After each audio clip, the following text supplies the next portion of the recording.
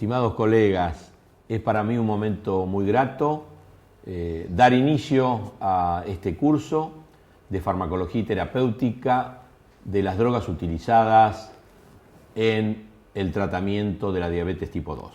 Este es un curso que codirijo con el profesor Manuel Vázquez Blanco. El profesor Manuel Vázquez Blanco es profesor titular de Medicina Interna y se desempeña en el Hospital de Clínicas, donde también dirige la división de cardiología. En este curso tenemos al doctor Mariano Núñez como coordinador general. Él se desempeña como jefe de trabajos prácticos de la tercera cátedra de farmacología de nuestra facultad. En el día de hoy, el tema que vamos a abordar es el de acumulación de los medicamentos, acumulación medicamentosa. Es un tema de relevancia exclusivamente, como su nombre lo indica, para aquellos fármacos que en los tratamientos habituales sufren un proceso de acumulación, y este fenómeno de acumulación es un fenómeno de acumulación inicial en las primeras etapas de la dosificación, en las primeras etapas de un tratamiento de mantenimiento, que muchas veces un tratamiento de mantenimiento puede ser de años. De manera que conocer los factores que determinan el proceso de acumulación medicamentosa es importante como fundamento racional para entender el proceso de acumulación y, al mismo tiempo, en función de las características de cada proceso para cada fármaco, poder hacer lo que nosotros definimos con claridad, que es el manejo terapéutico de ese fármaco.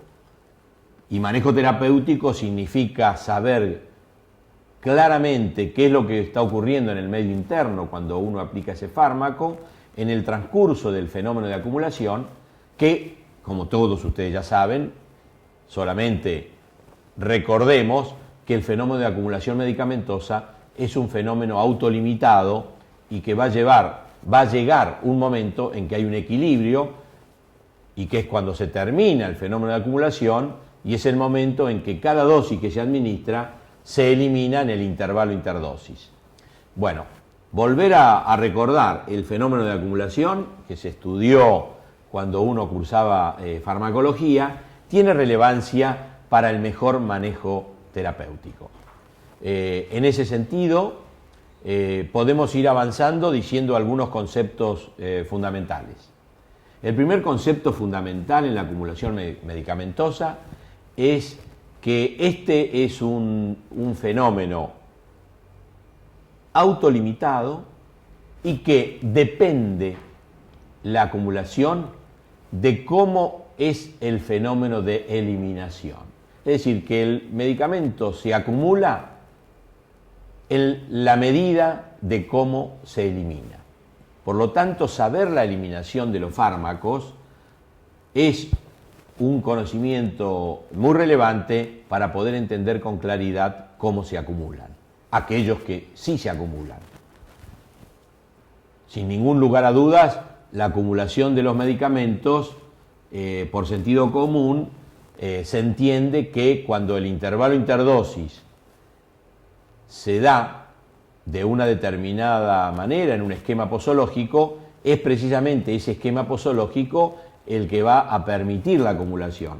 Y esto, en un sentido muy simple, significa que cuando damos la segunda dosis, tenemos un residuo de la primera que se suma a la segunda dosis.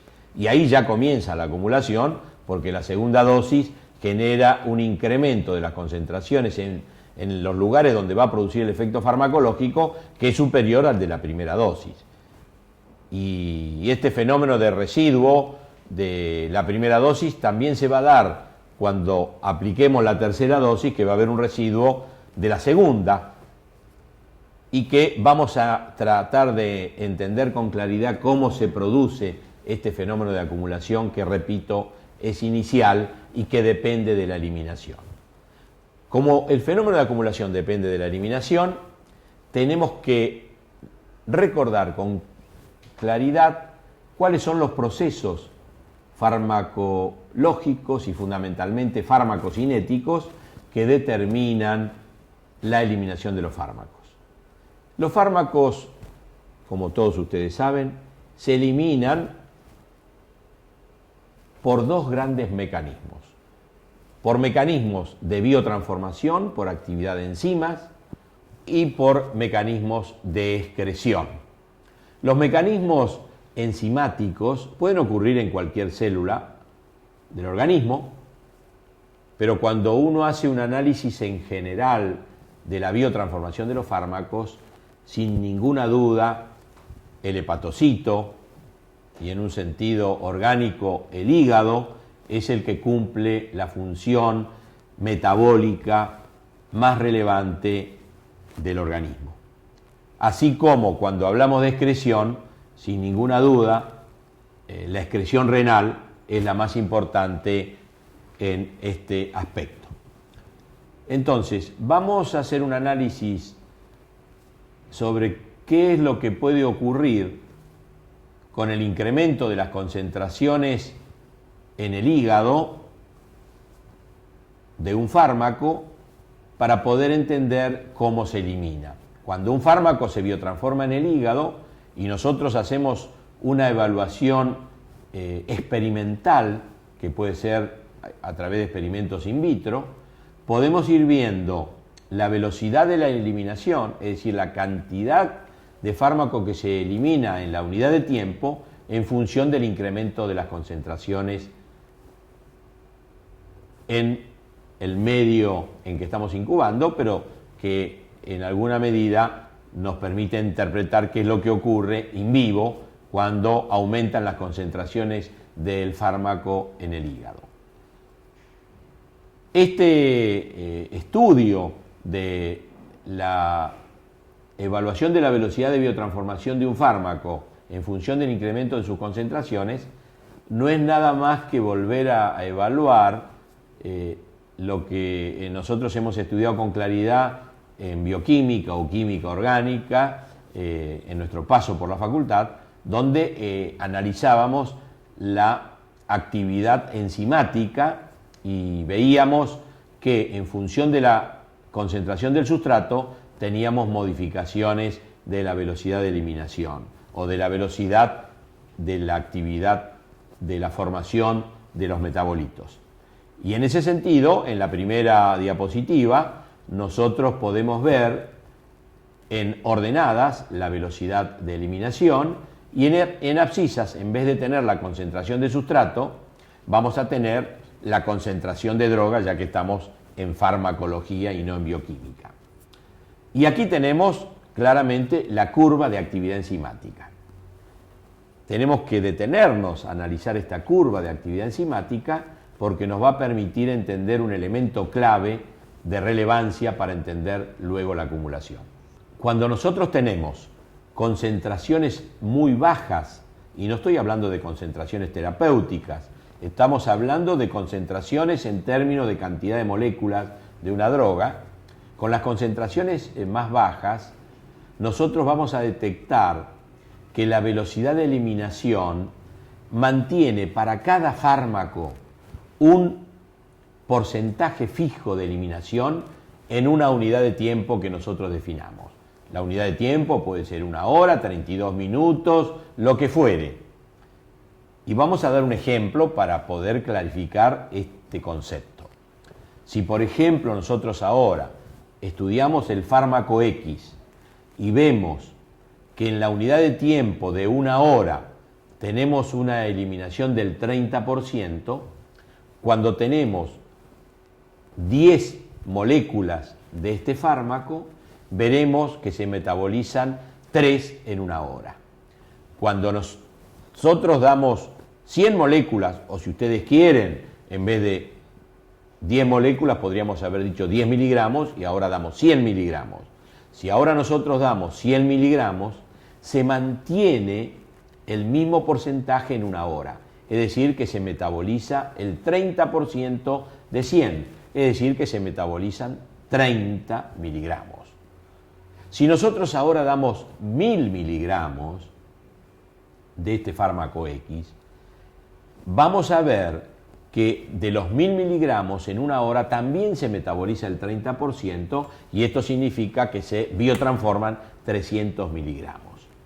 Esta parte, digamos, con concentraciones bajas del fármaco, y repito, no estoy hablando de concentraciones terapéuticas, todavía ese tema no lo tocamos, con concentraciones bajas del fármaco, la eliminación, la velocidad de eliminación mantiene un porcentaje fijo en la unidad de tiempo. Para el fármaco X, la unidad de tiempo que hemos dado es 1 hora y vemos que es el 30% en este fármaco. Podríamos estudiar otros fármacos, los fármacos que disponemos en el arsenal terapéutico de nuestro país, como principios activos individuales, son de aproximadamente 1500 fármacos diferentes, que por supuesto luego con algunas asociaciones en algunos casos, o diferentes formas farmacéuticas, comprimidos, cápsulas, jarabes, inyectables, podemos llegar a tener un arsenal terapéutico de 10.000 medicamentos aproximadamente. Pero los principios activos son 1500. Bien, si nosotros analizamos estos 1500 fármacos, nos vamos a encontrar que inicialmente con las concentraciones más bajas, este perfil de biotransformación, es decir, la velocidad de eliminación mantiene para la unidad de tiempo que nosotros tomemos un porcentaje fijo.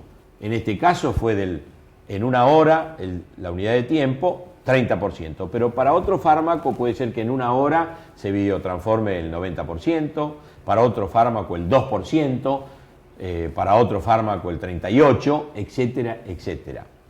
Lo único que, repito, se mantiene fijo es el porcentaje en la unidad de tiempo. Hemos visto que cuando damos 10 moléculas o 10 miligramos, 100 miligramos y 1000 miligramos, en 1 hora el 30% de ese fármaco se ha biotransformado. Ahora, cuando seguimos incrementando las concentraciones del fármaco, por ejemplo, administrando 10.000 miligramos, uno esperaría que en 1 hora el 30% de biotransformación, como venía ocurriendo con concentraciones más bajas, se detecte. Y eso significaría 3.000 miligramos biotransformados en 1 hora. Pero nos vamos a encontrar que en vez de 3.000 miligramos, ya cuando colocamos 10.000 miligramos en este ejemplo de la droga X, tenemos 2.700 miligramos. Es decir, que tenemos una disminución del porcentaje que era 30% en la unidad de tiempo que era 1 hora. Y ahora es el 27%. ¿Qué ocurre si en vez de dar 10.000 damos 100.000? Uno esperaría, si se mantuviese el mismo porcentaje en la unidad de tiempo del 30%, que 30.000 miligramos de este fármaco se biotransformaran en 1 hora. Pero en vez de tener 30.000, podemos tener 20.000. Es decir, que se ha biotransformado en vez del 30% en 1 hora, el 20%.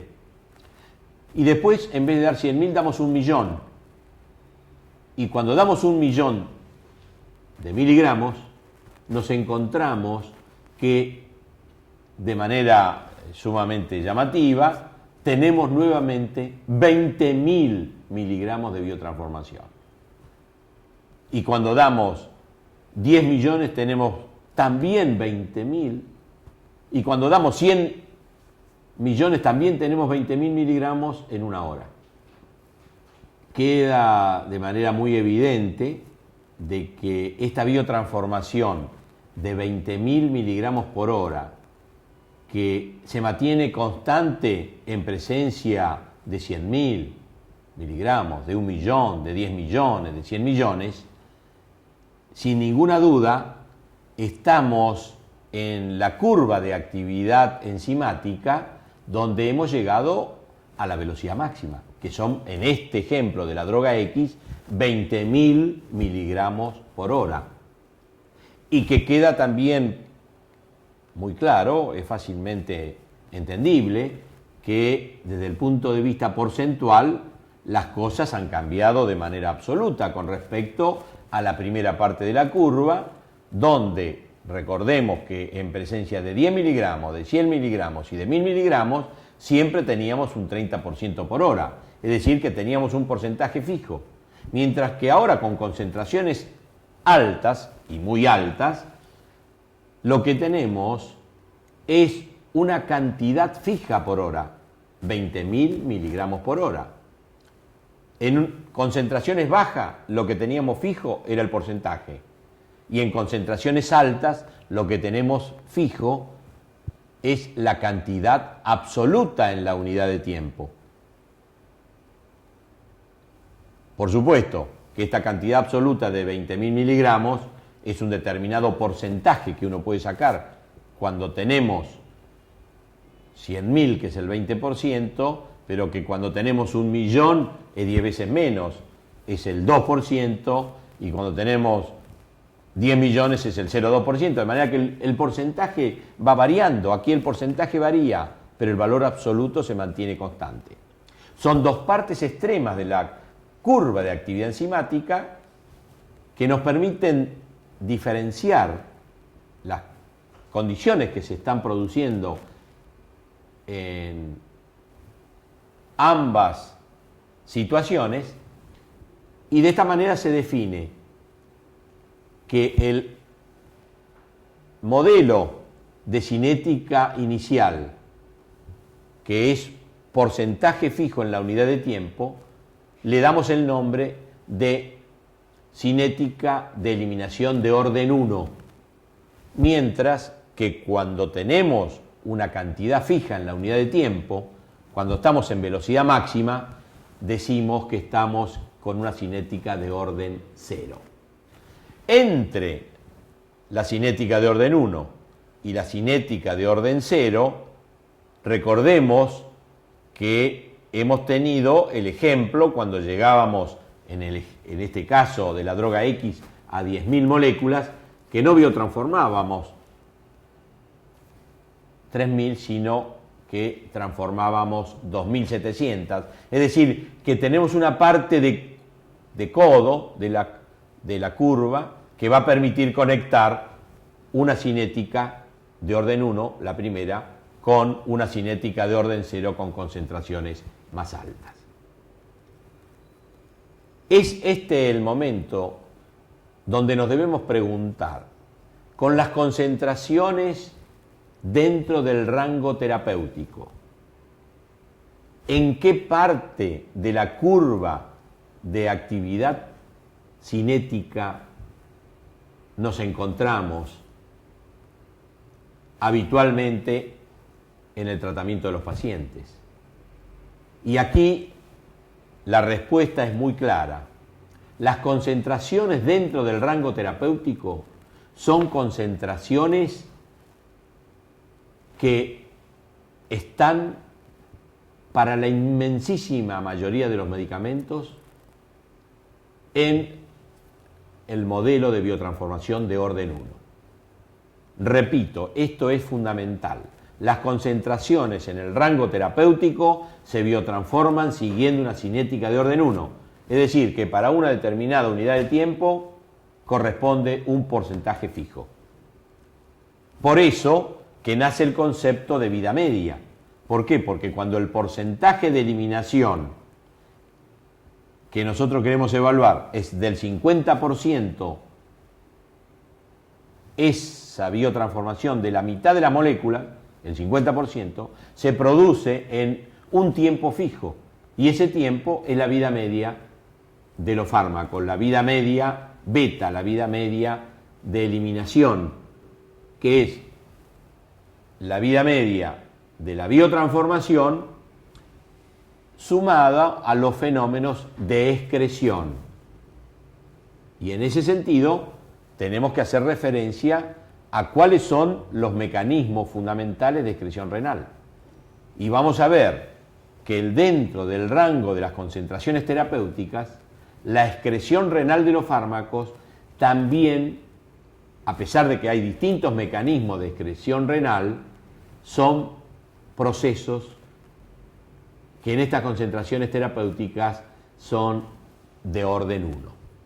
Por ejemplo, la filtración glomerular, los fármacos disueltos en el plasma que llegan a enfrentarse con el glomérulo, en función de la concentración, a medida que aumenta la concentración, aumenta la filtración, pero ese aumento es proporcional, es lineal, y esto significa orden 1. Por otro lado, el otro fenómeno muy importante de excreción renal es la secreción tubular.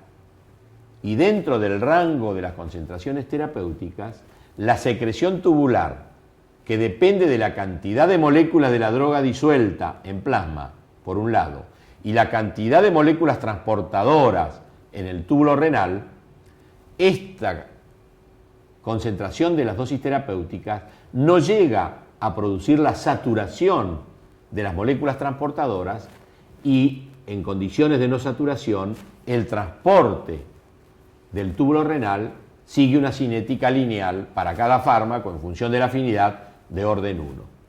Por lo tanto, la integración de los fenómenos de biotransformación hepática fundamentalmente y de excreción renal fundamentalmente como proceso excretorio más importante, esa sumatoria es la que determina cómo caen las concentraciones en sangre, en plasma de un fármaco en función del tiempo.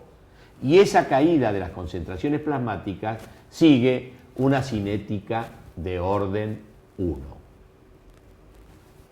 En síntesis, la inmensísima mayoría de los medicamentos que usamos en terapéutica tienen una cinética de eliminación de orden 1 y por lo tanto se describe una vida media de eliminación para cada uno de ellos que en algunos casos, como veremos en el transcurso de esta y la próxima clase de acumulación medicamentosa, son relevantes para entender este proceso y para entender el manejo terapéutico, que es el fin último al que nosotros aspiramos para el mejor uso racional de los medicamentos.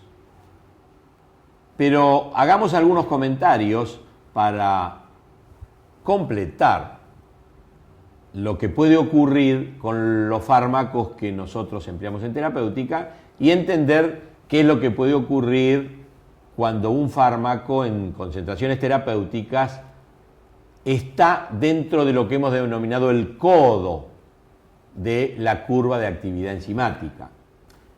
Vamos a dar un solo ejemplo para entender. La fenitoína. La fenitoína, que es un reconocido y eficaz anticonvulsivante, es un fármaco que en muchos pacientes sus concentraciones terapéuticas se encuentran muy cerca o dentro del codo. ¿Y esto qué significa? Que ante un determinado paciente en que la dosis que se le ha administrado, la misma no ha tenido la eficacia prevista, el incremento de la dosificación va a promover, por estar en el codo, una dosis más alta, va a generar una disminución, porque está saturando el fenómeno, del porcentaje de eliminación con respecto a la dosis más baja. ¿Y esto qué significa? Que el aumento de la dosis traiga un incremento superior al previsto si tuviese una cinética de eliminación de orden 1. Porque queda claro que cuando estamos dentro del rango de la cinética de eliminación de orden 1, si cuando nosotros metabolizábamos en el fármaco X el 30%, es decir, de 10 miligramos metabolizábamos 3 y actuaban 7, cuando nosotros duplicamos la dosis y damos 20, el 30% de biotransformación es 6, quiere decir que de 20 quedan 14, y que quiere decir que de los 7 de la dosis primera, ahora con el doble de la dosis, tenemos 14 en biofase, es decir, que duplicamos la dosis y también duplicamos la concentración en biofase. Pero si nosotros estamos en el codo, cuando pasamos de 10 a 20, en vez de biotransformarse el 30%, se transforma un porcentaje menor, y en vez de tener 14 podemos tener 16. ¿Y esto qué significa? El riesgo de toxicidad. Por eso que cuando un fármaco como la fenitoína se decide un incremento de la dosis, se debe efectuar monitoreo plasmático, monitoreo terapéutico. Y vamos a dar otro ejemplo, ya no de un principio activo que en concentraciones de efectos farmacológicos está en el codo, sino que, por ejemplo, el etanol, para producir efectos farmacológicos, el etanol necesita concentraciones que son ya 10 veces superiores a las concentraciones que saturan a las enzimas hepáticas. ¿Qué significa esto? Que cuando nosotros tenemos 50 miligramos por ciento, que ya sabemos que es una concentración donde la mayoría de los adultos dice no sentir nada, pero desde el punto de vista neurofisiológico se puede demostrar una disminución de la velocidad de la respuesta a una serie de estímulos, y dentro de ellos qué es lo que puede ocurrir cuando está manejando un automóvil y donde los reflejos están más lentos. Por eso que es un punto de inflexión en cuanto a la concentración que permite legalmente poder tener alcoholemia dentro de los rangos legales o de infracción, aunque también esta concentración de 50 miligramos está en discusión y puede ser menor, pero con 50 miligramos por ciento de etanol en sangre tenemos 10 veces la concentración que saturó, que superó el codo. Con 5 miligramos ya llegamos a la velocidad máxima. Quiere decir que con 50 miligramos no haya ninguna duda que estamos en cinética de orden cero. Por eso el etanol decimos que tiene una tasa de eliminación, es decir, una cantidad absoluta, fija, en la unidad de tiempo. En la próxima figura podemos analizar la caída de las concentraciones plasmáticas de un fármaco administrado en dosis única. Esto nos va a permitir también tener elementos racionales para entender cómo se puede acumular. En ordenadas tenemos la concentración de un fármaco X y en abscisas el tiempo. Partimos de un valor didáctico que es 100 y en ordenadas vamos a ver la caída de las concentraciones donde el tiempo lo hemos colocado en horas, como es lógico. Y vemos que transcurrida una hora, partiendo de 100 nanogramos por mililitro, como se muestra en la figura, llegamos a 50 miligramos. Esto nos está indicando ya, porque hemos definido que todos los fármacos que utilizamos en terapéutica tienen cinética de orden 1 y que por lo tanto el 50% va a ocurrir esa biotransformación en un tiempo fijo, y si en este ejemplo es de una hora, ya podemos definir que la vida media de este fármaco es de una hora. Bien, luego de una hora, es decir, luego de una vida media, el fármaco pasa del 100% al 50%, de 100 nanogramos por mililitro a 50 nanogramos por mililitro. Ahora, en la segunda hora, siguiendo la cinética de orden 1 y partiendo de 50, la pérdida en una hora, por definición de cinética de orden 1, es el mismo porcentaje en esa unidad de tiempo.